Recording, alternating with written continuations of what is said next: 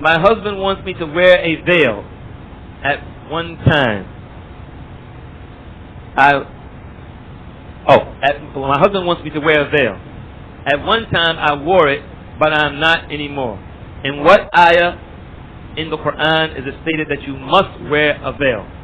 There's no ayah in the Qur'an where Allah subhanahu wa ta'ala says that you must wear a face veil, but Allah subhanahu wa ta'ala has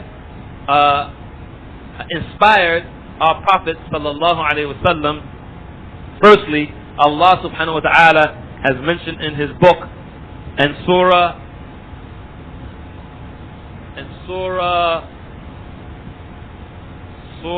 I believe it is An-Nisa. I believe it is Surah An-Nisa. I think the ayah is 34. I'm not absolutely sure. No. It might be ayah 23. Inshallah, we'll check for the number for the sisters. Inshallah. I don't know the actual number of the ayah, but Allah subhanahu wa ta'ala says, الرجال قوامون على النساء بما فضل الله بعضهم على بعض, that Allah subhanahu wa ta'ala has made the man the maintainer and the protector over the women. Because of that, He has given her excellence. He has given him excellence over her from that which he spends, and because of his strength and that which he spends out for her. And the women who are obedient, are those who are pious and they guard that which Allah subhanahu wa ta'ala has ordered them to guard. So in this ayah, Allah subhanahu wa ta'ala has mentioned the first category of a woman, that she is obedient. That she is obedient. Obeying your husband is just that. If your husband tells you, and I use this example all the time, no more questions, sisters, we haven't finished the questions yet, no more questions. I said 3, but not Ali Imran, not Isa. That's what you said. Allah subhanahu wa ta'ala has inspired the Prophet sallallahu alaihi wasallam to inform us, and I use this example all the time, that if, for instance, your husband tells you to go and get, and you have the ability to get it and it's on the shelf. It's on the shelf. You have the ability to get it. You get to the supermarket. Your husband has told you to get Hellman's mayonnaise. And you see a shelf full of Hellman's mayonnaise. Even though the Hellman's cost $3 and the Pathmark one costs $1.50, if you deliberately buy the Pathmark mayonnaise, even though there's nothing in the Qur'an that says buy Hellman's mayonnaise. There's nothing in the Sunnah that says buy Hellman's mayonnaise. But if you buy Pathmark mayonnaise, you are disobedient. You're disobedient, sister. And you will not be able to go into, if Allah subhanahu wa ta'ala decides to judge you just on that. And Allah can do that. Just on that alone. On mayonnaise. You will not be able to choose what door you want to go into Jannah. Why? Because the Prophet sallallahu alaihi wasallam said, Ayu imra'atan sallat khamsaha wa samat shahraha wa ata'at ba'laha wa hassanat farjaha dakhala al-jannah. In another narration, it says that if any woman who prays her 5 prayers, fasts her month of Ramadan, obeys her husband, and keep her private parts clean and pure, she'll enter paradise. And another narration says, it will be said to her, قِيلَ لَهَا أُدْخُلِي بِأَيِّ بَابٍ أَبْوَابِ الْجَنَّةِ شِئْتِ. Go into any door of Jannah you want. Just because of mayonnaise. So how much more the face veil? And Allah subhanahu wa ta'ala knows best. Can a wooden hanger be used as a sutra? It depends upon the size of the wooden hanger and if it's able to stand up or not. If that wooden hanger, for instance, is the size of the back of a camel's saddle, and you stick it in the ground, then yes, it can be used as a sutra. But if that wooden hanger or a metal hanger or whatever is not able to be stuck in the ground to be upright, and you just lie it in front of you, the answer is no. Whether it's wooden, gold, silver, copper, or whatever. Once a sister is divorced and she was dependent upon your husband, or she means her husband, how should you go about supporting yourself and your children? I don't want the sister to get upset with my answer, but my answer is what Allah Jalla Jalaluhu says in His book. وَمَنْ يَتَّقِ اللَّهَ يَجْعَلْ لَهُ مَخْرَجًا وَيَرْزُقْهُ مِنْ حَيْثُ لَا يَحْتَسِبُ وَمَنْ يَتَوَكَّلْ عَلَى اللَّهِ فَهُوَ حَسْبُهُ. Whoever has taqwa, Allah will make an exit for them and provide for them from a place they have no imagination. And whoever puts their ultimate dependency on Allah, the ultimate dependence on Allah, Allah will be sufficient for them. And the Prophet ﷺ said the meaning of the hadith is, don't you see how the birds leave their nests at the beginning of the day with their bellies empty, and then they return at the end of the day with their bellies full? It is because of Ar-Rahman, the beneficent one. So the sister should put her dependency on Allah and fear Allah, keeping her duty towards Allah, and Allah will give her a way and provide for her from a place that she has no expectation whatsoever. Do you need witnesses for divorce? You should have them, or you should immediately thereafter inform some of the brothers that there was a divorce. If your husband wants you to find him another wife, but you don't want to be the blame of problems that may come down the line, are you being disobedient? No, you're not. It's not your obligation to find your husband another wife. How long after intentions are placed does the brother and sister have before they are married? The terminology placing intentions is not a part of the Islamic terminology. But we understand what you mean. Actually, the terminology is that you are engaged. You are engaged, not place intentions upon. You are engaged. The person who is engaged, they should get married as soon as possible. They should get married as soon as possible. For the Prophet ﷺ said, يا معشر الشباب من استطاع منكم الباء فليتزوج. O party of young men, whoever of you has the ability to take care of a wife, then get married. فليتزوج, then get married, means get married immediately. Why are you going to delay it? So they should get married as soon as possible. But no scholar of Islam can say that it's 3 months, 2 months, 1 week, 5 days. That's up to you. But to help yourself and to protect yourself, which marriage is a protection, then you should get married as soon as possible. They say when you leave the bathroom door, you let the jinns out.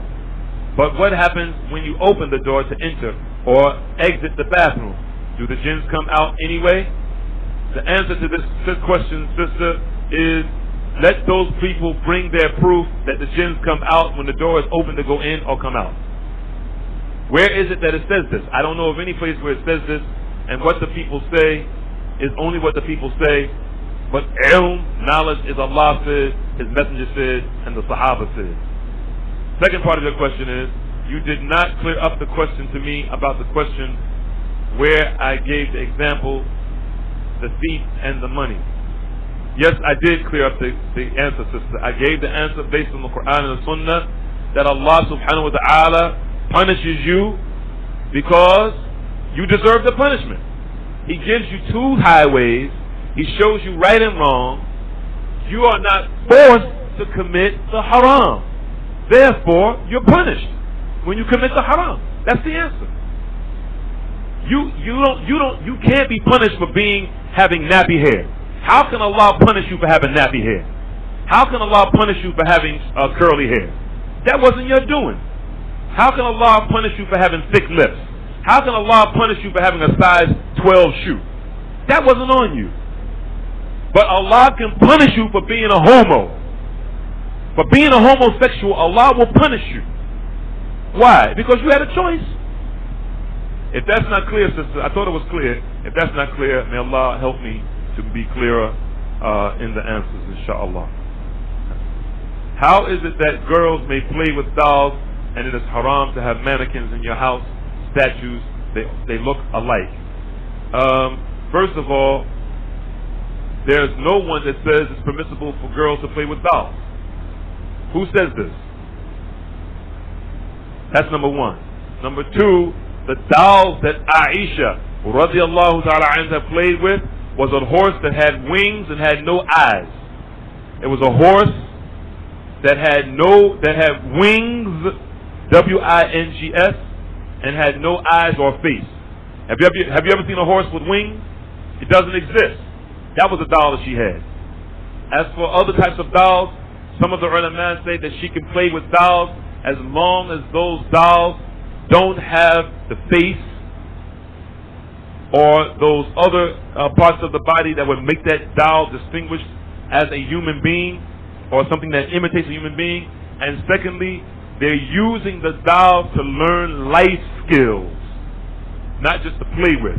They're using the doll to learn how to change diapers or to feed or to clothe the doll or something like this, to learn how to be a mother.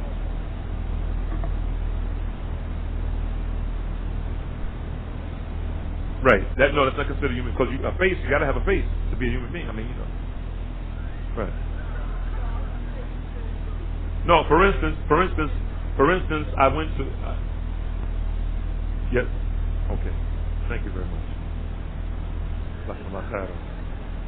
What can a person do when they cannot read or understand Arabic? They can ask Allah subhanahu wa ta'ala to give them the understanding. Ask Allah subhanahu wa ta'ala to give them the understanding. And the reason why I'm answering the question like this, sister, is because you have to be clearer what you mean. So my answer is, ask Allah for understanding. That's my answer. When you're a little bit clearer on the question, I'll answer it in another way, inshallah, or add to that answer. I know that religion has nothing to do with race, but I am a black woman who seeks knowledge and understanding, and I believe with all my heart and soul that there is a God, and I have submitted myself to do so. The question, number one, why Arabic? And number two, am I not taking on another culture? I'm assuming that this woman is not a Muslimah. I'm assuming that she's not a Muslimah, or she just took Shahada. This question needs to be dealt with separately. This needs to be dealt with separately, inshallah. Separately meaning we can deal with this, we can talk to the sister, inshallah, one-on-one, and I don't mean one-on-one with me. I mean we need to sit and talk to the sister from behind the curtain, inshallah. Inshallah. Is it permissible for a Muslim woman and children to collect welfare and child support from the kuffar? It's permissible if you have no other choice. If you don't have another choice, it's permissible.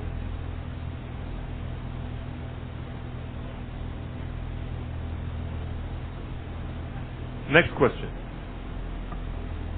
You went to an Arabic-speaking country without knowing how to speak Arabic. You are not Muslim. In a friendly dialogue, you take your Shahada without knowing its purpose or meaning because you spoke English and they only spoke Arabic. Are you considered in the eyes of Allah as a Muslim or a non-Muslim? The answer would be, do you understand now? The answer would be, do you understand now? If you understand now, yes.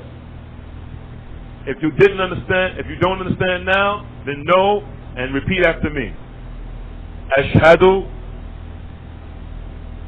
an la ilaha illallah wa ashhadu anna Muhammadan Rasulullah.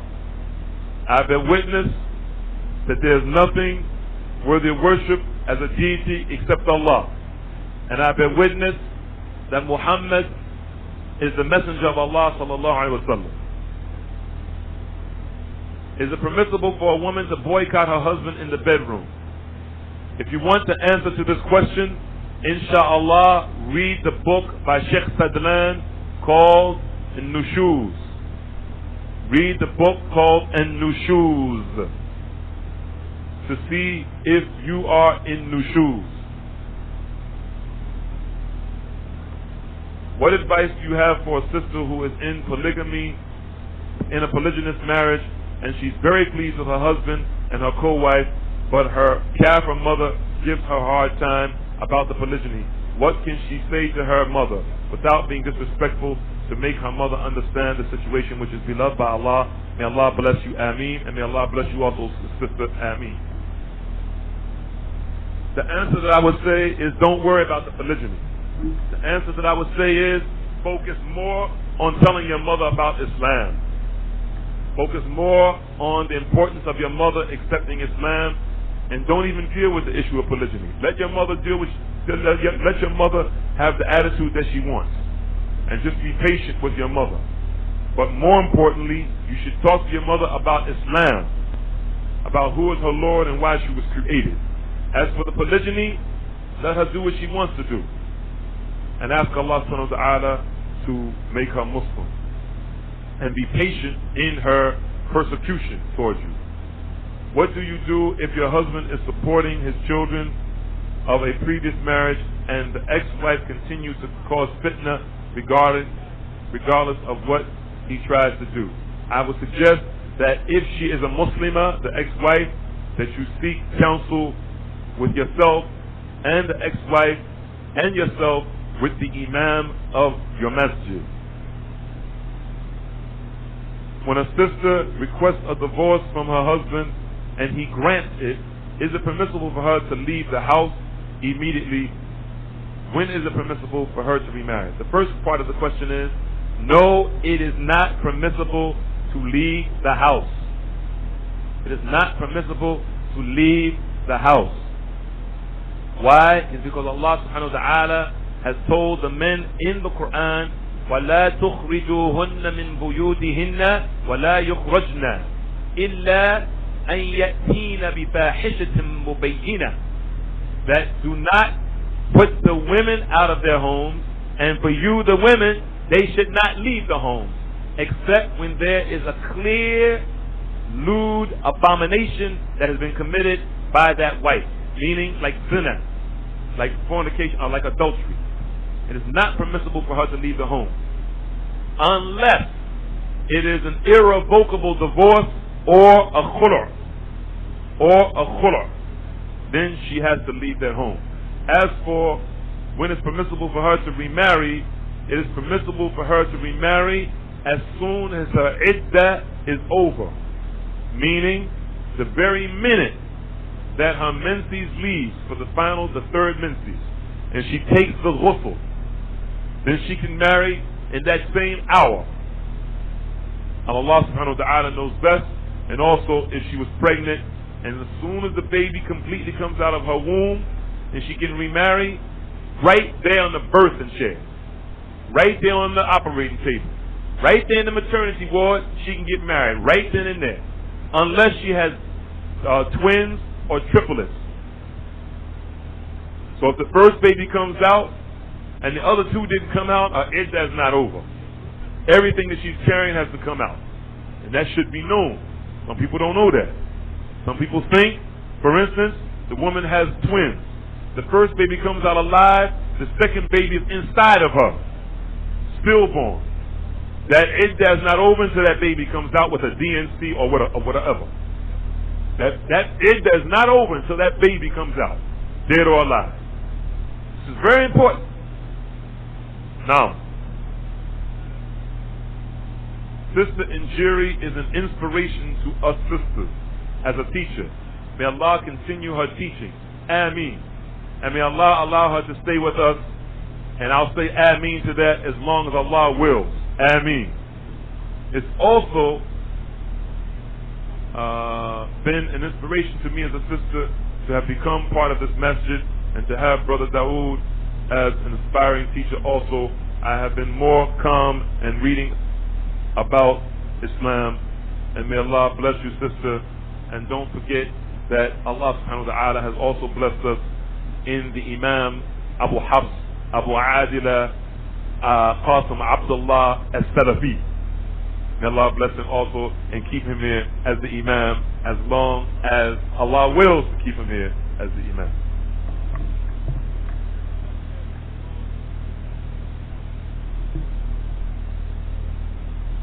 Where meaning in the Qur'an or in any hadith does a sister find about her rights in Islam?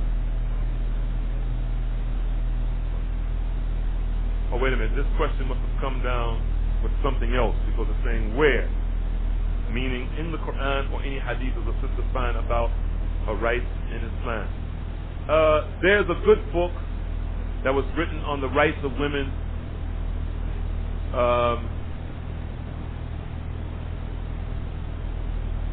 Called Marriage in Islam by Sheikh Abdul Rahman Abdul Khaliq. It has been now translated into English, and inshallah, I think we used to have it in the bookstore, right, Imam? But we sold out. Inshallah, we'll try to get it. It's an excellent book on the subject of marriage and also women's rights. But you can also find some tapes by Imam Abu Muslima Abdullah Tawfiq al-Salafi, who was the Imam of Masjid Ahl Sunnah in East Orange, New Jersey. You can find some tapes by him on the rights of women in Islam. We're going to end it here with this last question and then come back for the other ones because the brothers getting ready to call the adhan. What are the responsibilities of a Muslim wife to her husband and her household? What are her duties? And you can also find this on tape from Imam Abu Muslima, and also on the tapes that are sold here, called How to Build an Islamic Household. And we'll come back inshallah after the adhan. وصلى الله وسلم وبارك على نبينا محمد أبي القاسم وعلى آله وصحابته وسلم. الرحمن الرحيم مالك يوم الدين. وأصلي وأسلم على أشرف الأنبياء والمرسلين نبينا محمد وعلى آله وصحبه أجمعين. The next question is, a Muslim woman cannot marry a man who is not Muslim. How do Muslim women meet their husbands? The answer to this question is, if it's done properly, inshallah, then she will meet her husband through the guardian. She will meet her husband through the guardian. We're not saying that if a man meets a woman on the job or on the bus or something like this, and then the guardian is contacted, that it's impermissible. We're not saying that. We're saying that the ideal situation is that she is introduced to that man through her guardian. Secondly, she asked the question, if a Muslim woman did marry a non-Muslim man, then what is the difference if she's able to marry a Christian? If a Muslim woman did marry a non-Muslim man, then what is the difference if she's able to marry a Christian, etc.? I don't understand the question, sister. You have to rephrase it. I don't understand the question. It doesn't make sense. Next question. If you take shahada and you did not go home and make ghusl, is it invalid? The shahada is not invalid. If you are new shahada and you get married without a wali, because you don't have one, but you have been with the brother for 4 years already, is it invalid? What should be done for the woman who marries a man without a wali? That man marries a woman without a wali, and they've been married for 4 years, 6 years, 10 years, 20 years. The first thing that they should do, and this should be right now, like right now, I mean literally right now, is make tawbah. They should make tawbah. If they didn't have a guardian for that woman, they should make tawbah, repent immediately, because they committed a sin. The marriage, Allahu A'lam, to rectify the situation is that they get the person who is a guardian for her, a wali, get someone appointed by the imam himself or whoever, and they perform the marriage ceremony again. We're not saying that it's not valid. We're saying that it is fasid, and we're saying it's fasid, it's corrupted because of the fact that they've already been together. Obviously, they've consummated it. 4 years, I mean, is a long time. But if the scenario was different, let's say it was a day, 2 days, then Allahu Ta'ala A'lam, I would say that it was no marriage at all that is invalid. I would say that it's no marriage at all or it's invalid. So to rectify the situation, inshallah, what they should do is have the ceremony over again with a person giving her over to that man as the wali, and Allah knows best. And Allah knows best. Write it down, send it upstairs, let me send it down. Sometimes when my husband and I have a dispute, he refuses to be intimate with me. It goes into months before he's intimate with me.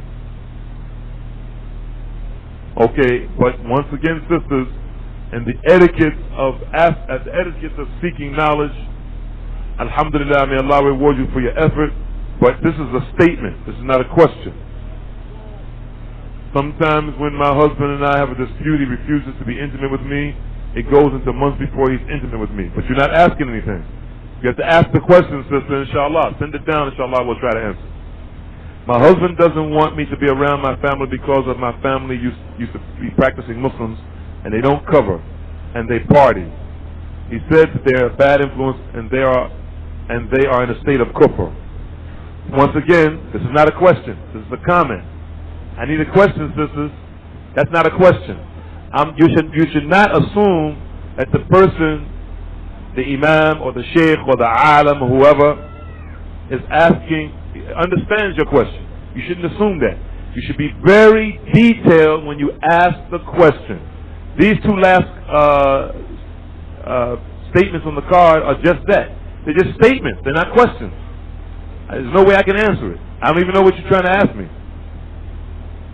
When you marry a man for the sake of Allah and you know you need to be married to protect your private parts and stay chaste, do you have to love that man for yourself? In definition, can you stay married to a man, your husband, for Allah's sake only? The answer, of course, is yes. We're waiting for the other questions to come down to be clarified. That's the end of the question, sisters. That's the last card. Unless you send... The imam is saying that's it for the questions. If nothing else comes down the chute, don't send anymore. Or should we say, don't send anymore? That's it, sisters. That's it. There's no more. Don't send any more, sisters. Does the father have any right over his children if they're not Muslim? The answer is yes. But once again, if you're not specific, that's the answer you get. The answer is yes. Now the person might be asking, what right? But you didn't ask that. The answer is yes. I read in Natural Blood of Women a hadith saying that women should stay away from the musalla during the menses. Does this mean that I shouldn't or can't go to the masjid even for classes and walima, etc.? There's no authentic hadith, sister, that says you can't come into the masjid on your menses. There's no authentic hadith that says you can't come to the masjid for walima classes or otherwise on your menses. There's no authentic hadith that says you cannot come to the masjid on your menses. I recently took my shahada and my parents are Christians. They do not agree with my decision. So they are being very disrespectful to me.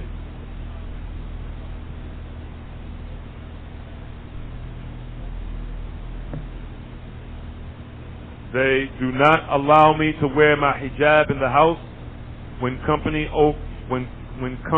other than family comes over. They have threatened to stop paying for my education. What do you suggest I do? I say to you, my beloved sister in Islam, you should advantageously, actively, as fast as the Concorde takes off down the runway, get married. That's my... Able to get out of your parents' house, then you have to have patience. Because Allah subhanahu wa ta'ala is testing you with your new shahada and the kufr and tyranny of your family. You have to be patient, inshallah. If they force you to try to not cover yourself, disobey them. If they force you, when other people come over that are ajanib, that they're strange men, and they force you not to wear your hijab or try to force you or disallow you to make salah, disobey them. Disobey them. Do not obey them. And keep asking Allah subhanahu wa ta'ala to give you a husband to get you out of that house. When I call my husband to bed 2 or 4 times during the night, should he come without fussing? What do you mean by calling him to bed? What do you mean? No woman can call her husband to bed.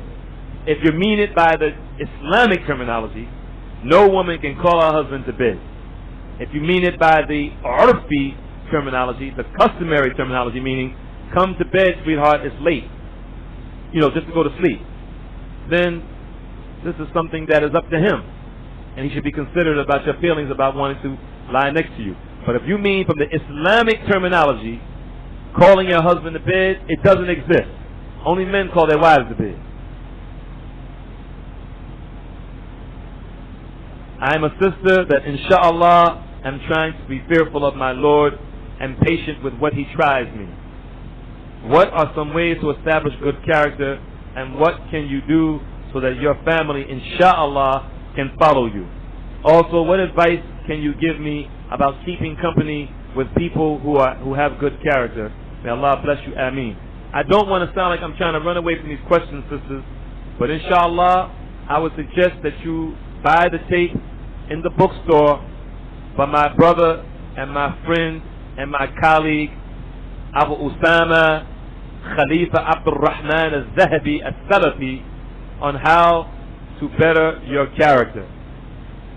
This tape that was originally done by Sheikh Majdi Warda and then brought down to the grassroots level by our brother Abu Usama. It's an excellent tape. I suggest that you get that tape on how to establish good character or how to better your character, inshallah. And may Allah help you. Ameen. Which translation of Qur'an is recommended? Yusuf Ali, Pickthall, or Noble Qur'an, and why? The translation of the Qur'an that is recommended is the translation that is the closest to that which Allah means.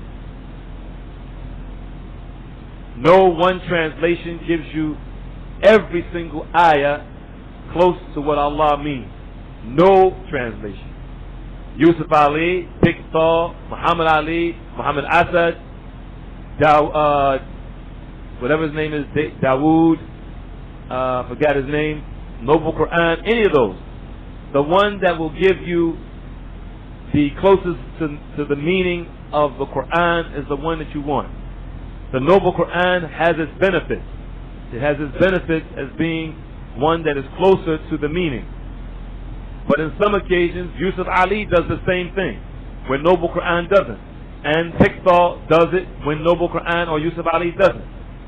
For the most part, for those ayat that deal with the names and attributes of Allah and other issues dealing with principles of Islamic law, Noble Qur'an comes shining through. Noble Qur'an comes shining through. But there are occasions when Yusuf Ali is right on the mark and Noble Qur'an is not. And some occasions where Pickthall is right on the mark and Noble Qur'an is not. So you should try to use Noble Qur'an, use Yusuf Ali and Pickthall, but using Noble Qur'an as the touchstone, so to speak, as the guide to see what is correct and what is not correct. And I would suggest also that you strive with your sister in Islam, my sister in Islam, strive with all you have to learn Arabic. Try to learn Arabic so that you will not be dependent upon any translation, so that inshallah you'll be able to go straight to the books of tafsir of Qur'an in Arabic, inshallah. May Allah bless you. You answered my question by saying seek counsel, but the ex-wife doesn't come to counsel, so what is to be done? Inshallah, I still say you should speak to the imam. You should speak to the imam, and maybe the imam can be a mediator by him contacting that sister's husband or her herself by way of a sister to try to expedite the situation, and may Allah make it easy on you and keep the fitna away from your home.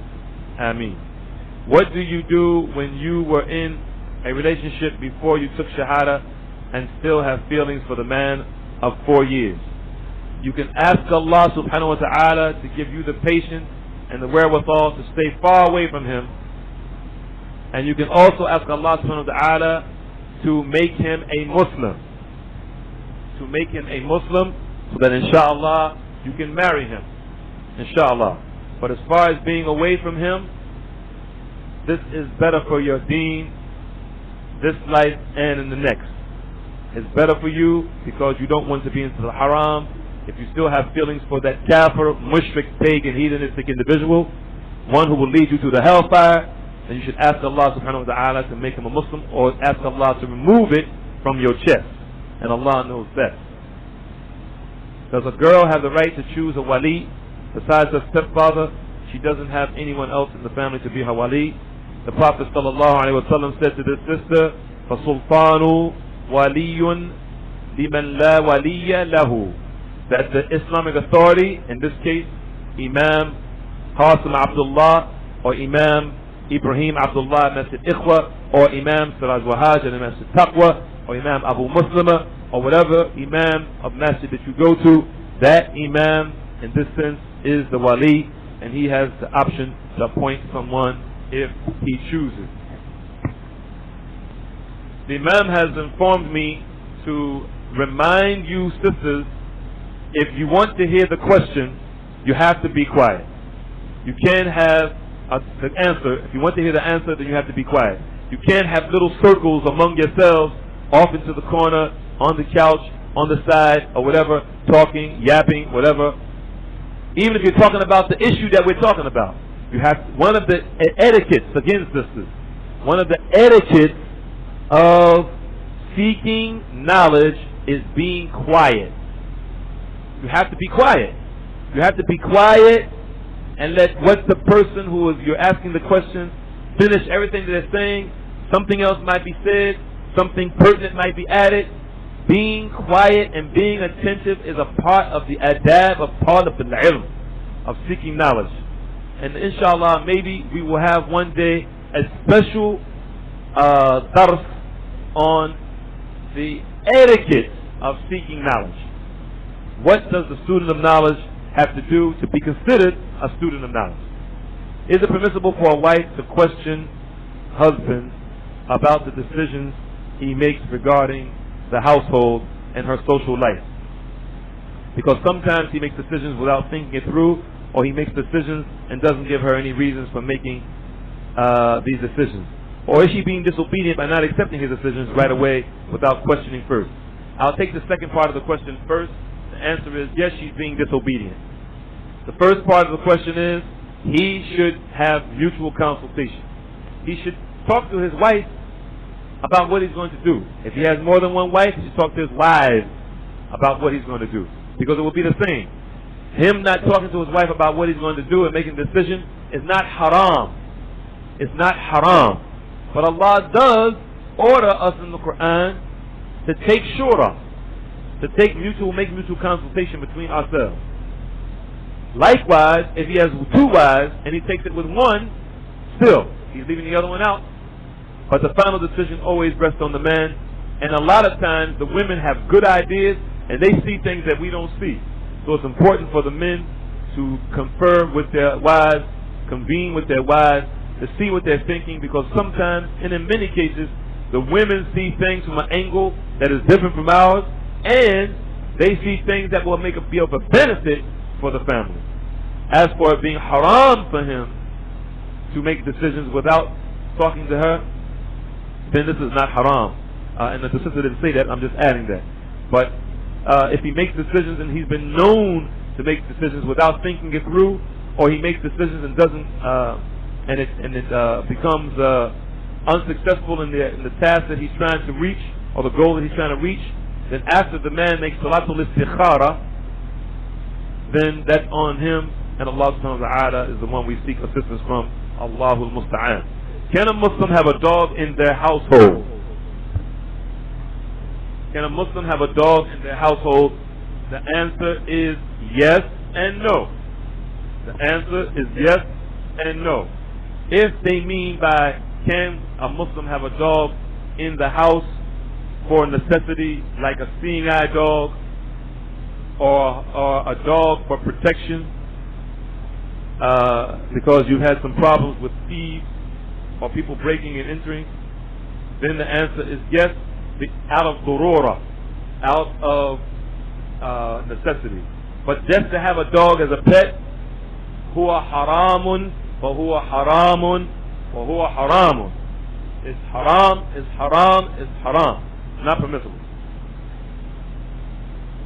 The husband and wife feel some strain in the marriage. They may feel that a temporary separation can help. It could be 1 night, 3 nights, or a month away from each other. Is there a difference of opinion as to whether or not this is permissible? It is not permissible for the man to separate from his wife except in the house, as the Prophet sallallahu alaihi wasallam said, "Haqqul marati ala zawj," that the right of the man, or the right of the woman over the man, is that yut'imaha idha ta'ima, that he feeds her when he feeds himself. Waktasa idha yaksuha, or yaksuha idha ktasa, and that he clothes her when he clothes himself. Wala yadrib al-wajh, and he doesn't beat her on her face. Wala yuqabbih, and he doesn't curse her, use reviling statements. And the last thing the Prophet said, وَلَا يَهْجُرَ إِلَّا فِي الْبَيْتِ, and he doesn't separate from her except in the house. It's not permissible to separate from your wife except in the house. As for the hadith, where the Prophet ﷺ, which is authentically reported in Al-Bukhari, went away from his wives, Aisha radiallahu ta'ala anha, he was told that he was going to do this by him, sallallahu alayhi wa sallam. I'm going to stay away from you for a month. And where he came back, and it was 29 days, and Aisha, our mother, radiallahu anha, said, "O Messenger of Allah, I thought you said you were going to stay away from us for a month." He said, a month is 29 days and 30 days. That particular hadith has to be looked at in light of, number one, the women didn't separate from the Prophet ﷺ. The Prophet separated from them. Number two, he didn't leave the house. For the place that he stayed was not in the Poconos. The place that he stayed was not cross town in another house, but the place that he stayed was in an apartment above the wives in the same complex, called Al-Iliyya. This place is called Al-Iliyya. He was in the complex up above them, but still in the same household, in the upper apartment called Al-Iliyya or Hujurat, the upper apartment, the Ghuraf. And Allah subhanahu wa ta'ala knows best. If a woman was one size when she married, and then after bearing several children or operation gains weight, how does she handle her husband telling her if she doesn't lose weight, he'll have to divorce her or to get another wife? I would say, number one, to that brother, that he's being very insensitive, he's being very uncaring, he's being very unconcerned, he's being very unkind for the man that really understands the nature of a woman. A man that really understands the nature of a woman, he would never say that to her. In fact, He would say the opposite even if he didn't mean it. Even if he didn't mean it. For the Prophet ﷺ said, لا يفرق المؤمن مؤمنة إذا كره الخلقا خلقا منها رضي خلقا آخر أو كما قاله صلى الله عليه وسلم. Let no believing man hate his believing wife, that when he finds a trait that displeases him, let him look to another that pleases him. If she's gained weight, that is because of you, akhi. She has gained weight because you got her pregnant, or if she gains weight because of an operation is from the decree of Allah. How would you like it if somebody said to you, if your wife said to you, "Oh, I don't like the way you look now. I want to get out of it for whatever reason," and she has the right to do that. She has the right to do that, where you don't have, the sister doesn't have the recourse that you have. Allahu musta'an. If a man divorces twice without witnesses, is this a valid divorce? The divorce is valid, but they should make it known those times that they got divorced. Afterwards, please explain why the sisters pray behind the men during obligatory prayers after many years of being taught that we must pray in separate areas. If you're talking about the policy of this masjid, the question should be rephrased. But if you're talking about in general, the answer is that the Messenger of Allah sallallahu alaihi wasallam told the women to pray behind the men, and he didn't put them in a separate place. That's the answer. Next question. How long does a sister have to wait to be married again if she asks the brother for a divorce? How long does a sister have to wait to be married again if she asks the brother for divorce? How long does she have to wait to be married again? 3 months or only 1 month?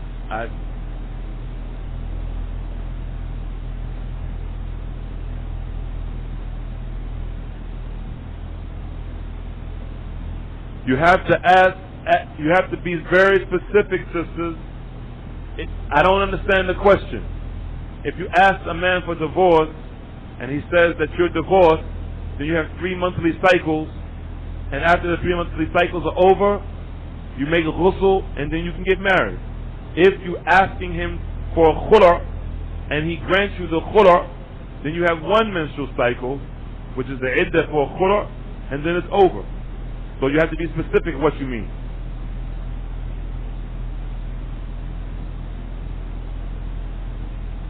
Okay. The Imam is saying that maybe we should be clearer on the question, praying behind the men. And this, once again, is from the sunnah of the Messenger of Allah sallallahu alaihi wasallam. That is that the Messenger of Allah sallallahu alaihi wasallam placed the women behind the men. He didn't place them in another room. He didn't place them in another room. Some people, in an attempt to block the way of harm, they put the women in another room, or they go even further than that. They don't allow them in the masjid at all. They only make a space for them in the masjid. We're saying that this is not in agreement with the Qur'an and the Sunnah on the understanding of our rightly guided predecessors. And that the Sunnah of the Messenger of Allah and his companions is that they have the women behind the men, and that's the reason. My question was, is it permissible for a brother to discuss his marital problems with a sister, then turn around and marry that sister and give her all the time and attention? I don't understand the question. And sisters, please, I beg you in the name of Allah, please don't think that I'm trying to evade your question. I really do not understand the question. I do not understand the question. My question was, is it permissible for a brother to discuss his marital problems with a sister, then turn around and marry that sister and give her all the time and attention? I think what you mean is he's talking to a sister that's not his wife about his present wife, and then he marries her. Okay, it's unethical that he gives her. It's not permissible to talk to that sister in the first place. May Allah subhanahu wa ta'ala forgive him and all of us. It's not permissible for him to talk to that woman in the first place. If he did this and then he married her and then he gives her all the time and attention, that's a different issue altogether. Giving her all the time and attention has nothing to do with talking about the marital problems. Giving her all the time and attention, if he's doing that, giving her all the time and attention is haram, because he's not being balanced and being fair in his dispensing the time. But one thing has nothing to do with the other. Talking to her beforehand and giving her time and attention after he marries her has nothing to do with the other one. If it is after Isha and your husband wants to hang out, do you, Brother Dawud, think that he should have the decency to call and ask, can I have your time tonight? Yes, I think it's decent for him to call and say, may I have your time tonight? Yes, I do, sister. And that's the end of the questions, unless the sisters are going to send down those questions that weren't clear, further explaining them, inshallah. And as for the sister that asked the question that seems as though she's a new Muslimah, the question about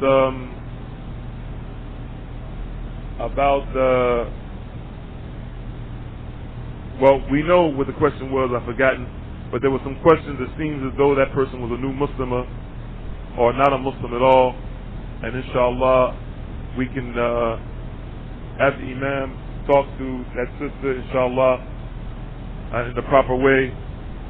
If there's no more questions, inshallah, we'll wait for about 3-4 minutes for you to send down the questions again, inshallah, and if they don't come down by 2:30, inshallah, then we'll deem them as have been exhausted.